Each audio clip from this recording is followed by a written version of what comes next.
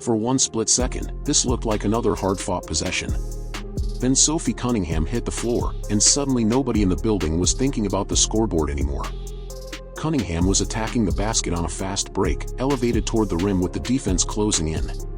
And right behind her was DeJonai Carrington. The contact came as Cunningham was in the air, and the impact sent her crashing down onto the hardwood. The basket still went through, but almost immediately, the game stopped being about the points. Cunningham got back to her feet, visibly angry, and moved toward Carrington before teammates and officials stepped between them. The temperature in the arena changed instantly. What had been an intense basketball game was now a confrontation that officials had to contain. And then came the replay. The officials went back to the monitor to examine exactly what had happened. According to the account in the supplied footage, they identified a clear wind-up, significant impact, and reckless follow-through. The decision followed quickly. The foul was upgraded to a flagrant 2, and Carrington was ejected from the game. That ruling alone would have made the play one of the biggest moments of the night. But here's where the story gets complicated. Because the whistle didn't end the controversy. It started it. The physical confrontation was over, at least on the court. But the questions surrounding the hit, Cunningham's reaction, Carrington's ejection, and everything that followed would push this incident far beyond a single basketball possession. And that is the part people keep coming back to. The hit was shocking. The ejection was official. But the real story was only beginning. To understand why that moment hit such a nerve, you have to understand the atmosphere surrounding this matchup before the collision ever happened. Indiana and Chicago were not walking into an empty emotional space. The game already carried intensity, physicality, and the kind of pressure where every possession can feel like a statement. And Sophie Cunningham, as portrayed throughout the source, had embraced that physical identity. She wasn't presented as someone trying to avoid contact. She played with an edge, competed aggressively, and had become associated with standing up for her teammates. That matters because when a game is already this tense, one hard play can mean something completely different depending on who is watching. Some people saw the Cunningham incident as an unnecessarily dangerous moment that crossed the line between physical basketball and reckless contact. Others could look at the same environment and argue that the intensity of the matchup had been building long before that possession, making the collision part of a much more physical battle. And that's where the opinions began separating. Because Cunningham wasn't simply another player involved in an isolated play. The source had already framed her as someone willing to speak openly about controversial issues and defend her position, particularly when it came to the debate surrounding women competing in sports. That background became important once the incident moved beyond the court. Suddenly, people weren't just replaying the contact. They were replaying everything they believed had led to it. The expectations were already high. The pressure was already there. And once Cunningham went down, all of that existing tension found one moment to attach itself to. The hit became the spark. But the rivalry, the personalities, and the pressure surrounding the game were the fuel. Now slow the entire thing down, because this is the moment that changed the temperature of the game. Cunningham has the ball and sees an opening toward the basket. She takes off, attacking the rim on the fast break. For a moment, the play looks ordinary. She is moving toward the basket, the defense is trying to recover, and everything is happening in a matter of seconds. Then Carrington closes the distance. Cunningham is already elevated when the contact happens. There is no time for her to brace herself. The collision comes while she is in the air, and she comes down hard on the hardwood. The ball still finds the basket, almost creating a strange contrast between the successful shot and the violence of the landing. And then Cunningham gets back up. That part matters. Instead of staying down, she immediately shows her frustration and moves toward Carrington. The two players begin moving toward each other before teammates and officials rush in to separate them. For those watching live, the situation suddenly looks like it could become something much bigger. But the officials have another job. They go to the replay monitor. And now the entire sequence is being examined frame by frame. The source account says the officiating crew focused on three elements of the contact: a clear wind-up, severe impact, and reckless follow-through. Those details became critical because the question was no longer simply whether contact had occurred. The question was how serious that contact was. After reviewing the footage, the officials upgraded the foul to a flagrant 2. That meant the night was over for Carrington. She was ejected. And suddenly, what had started as one fast break possession had become the defining moment of the game. But even then, the controversy wasn't finished. The replay had produced an official answer on the court. It had not produced agreement everywhere else. Because once the players left that moment behind, the arguments were only beginning. You might think the ejection would have been the end of it. The officials had reviewed the play. Carrington had been ejected. Cunningham had taken the hit, gotten back up, and the game continued. But then the story left the court. According to the supplied transcript, a social media post reading white privilege appeared after Carrington had been sent to the locker room. And almost instantly, the conversation surrounding the incident changed. Now people weren't only debating the foul. They were debating what the post meant, why it appeared when it did, and whether a basketball incident had suddenly become something much bigger. That's an important distinction, because the transcript reports the post and the reaction surrounding it, but it does not establish Carrington's private motivation for making it. That part belongs to interpretation. And interpretations were everywhere. For Cunningham, however, the explanation was much more straightforward.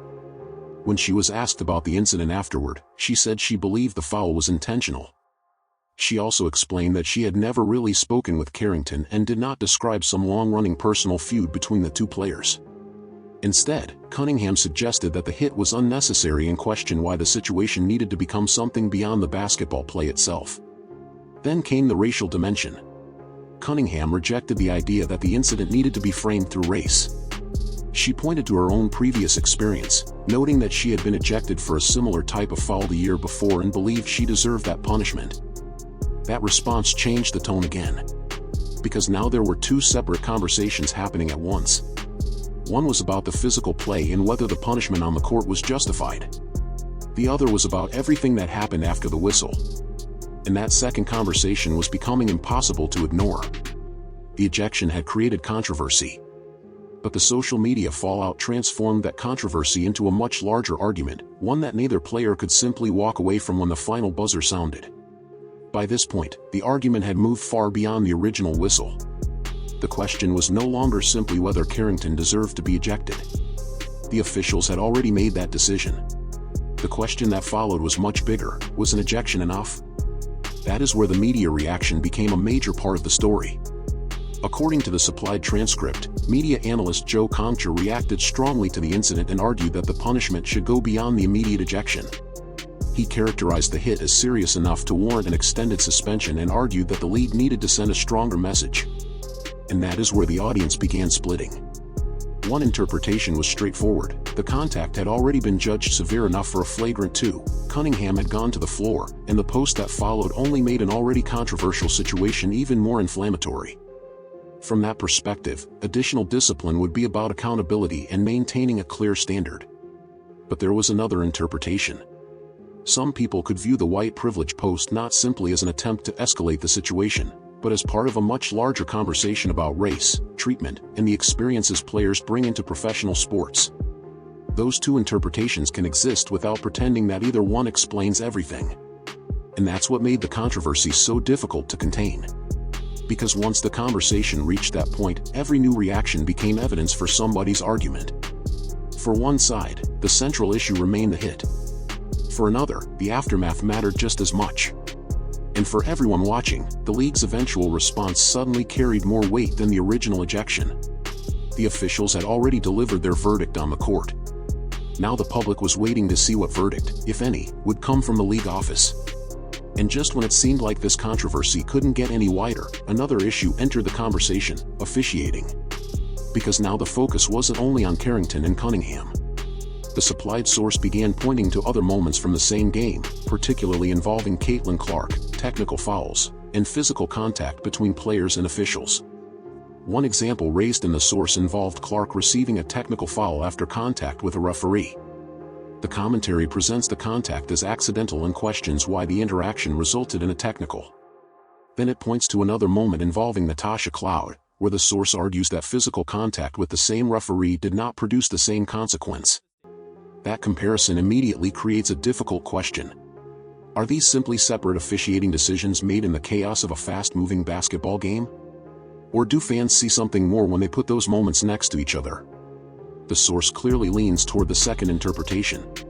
But that is an interpretation, not proof by itself that officials were acting because of race or deliberately favoring one player over another. And that distinction matters. Because once people start connecting individual calls into a larger pattern, every replay suddenly carries more weight. A technical foul isn't just a technical foul anymore. A missed call isn't just a missed call. Fans begin asking whether the standard is actually being applied consistently. The source also highlights a separate moment involving Natasha in physical contact with a referee, using it as another comparison point. Again, the footage and commentary may fuel questions about consistency, but they don't automatically establish the reason behind an official's decision. And that's exactly why this part of the controversy became so frustrating. People weren't necessarily arguing about one isolated call anymore. They were arguing about whether several moments belong to the same story. That's a much harder question to settle, and it's the question that keeps the debate alive. And now, after everything that happened, the most important part of the story may be the part we still don't know. The flagrant 2 already delivered an immediate consequence. Carrington was ejected, the officials made their ruling, and the game continued. But the controversy didn't end when she left the floor. If anything, that's when the bigger question began. Does the punishment stop with the ejection, or does the league decide that the circumstances surrounding the incident require something more? That's where the tension remains. Cunningham took the hit, got back to her feet, and gave her own account of what she believed happened. The officials reviewed the contact and made their decision. Then the social media controversy pushed the story into an entirely different conversation about race, accountability, and interpretation. Now all of those pieces are sitting on top of one another. And that's what makes this difficult to reduce to a simple basketball argument. For some people, the central issue will always be the physical contact and whether the punishment was sufficient. For others, the aftermath is just as important because it changed the meaning of the entire incident in the public conversation. But there's still one thing nobody can settle through a replay alone. What does accountability actually look like once a basketball incident becomes a cultural controversy? The officials have already spoken. The players have already spoken. The media has already weighed in. Now the league's response becomes the next chapter. And whatever decision comes next won't just determine how this particular incident is remembered. It will shape how fans interpret the league's standard for moments like this in the future. The game ended. The argument didn't.